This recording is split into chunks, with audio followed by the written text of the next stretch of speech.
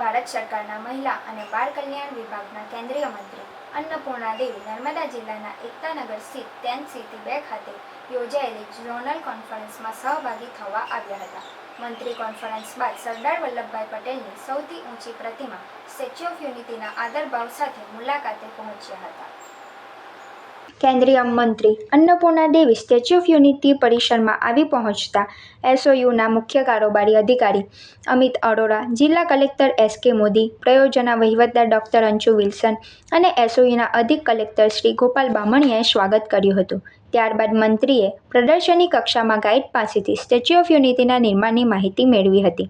મંત્રીએ બાદમાં સરદાર સાહેબના હૃદય સ્થળ વ્યુઇંગ ગેલેરી પહોંચી ત્યાંથી સરદાર સાહેબના સ્વપ્ન એવા નર્મદા ડેમનો નજારો, વિંધ્યાચલ અને સાતપુરાની ગિરિકંદરાઓની લીલી વનરાજી તેમજ બંને પહાડીઓ વચ્ચેથી વહેતી માં નર્મદાનો નયનરમ્ય નજારો નિહાળી નર્મદા નીરના દર્શન કરી ખુશી વ્યક્ત કરી હતી. એકતાનગર ખાતે વિકસી રહેલા વિવિધ પ્રકલ્પોની પણ અધિકારીઓ પાસેથી માહિતી મેળવી હતી. સ્ટેચ્યુ ઓફ યુનિટીના પ્રવાસે આવેલા પ્રવાસીઓ સાથે સંવાદ કરી આ મુલાકાત માટે શુભકામના પાઠવી હતી. મંત્રી અન્નપૂર્ણા દેવીએ અખંડ ભારતના શિલ્પી સરદાર સાહેબના પગ પાસે પહોંચી નમન કરી ધન્યતા અનુભવી હતી.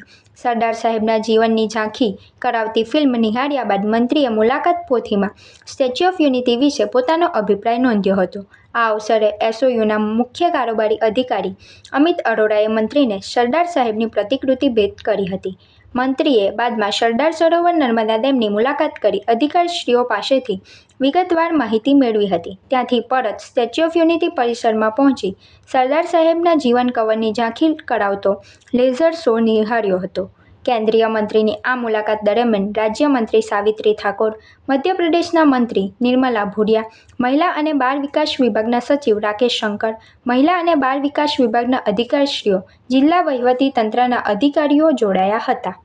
केवड़िया गुजरात की धरती में महात्मा गांधी जी और सरदार वल्लभ भाई पटेल जी की ये धरती है और केवड़िया आने के बाद कि इतने अच्छे से पूरे नेचर को संभालते हुए जो डेवलप किया गया है तो बहुत अच्छा लगा, सबको काफ़ी अच्छा लगा. हम गुजरात के मंत्री जी उनके पूरी टीम को हम बधाई भी देते हैं कि बहुत अच्छे से उन्होंने इस कॉन्फ्रेंस का आयोजन उन्होंने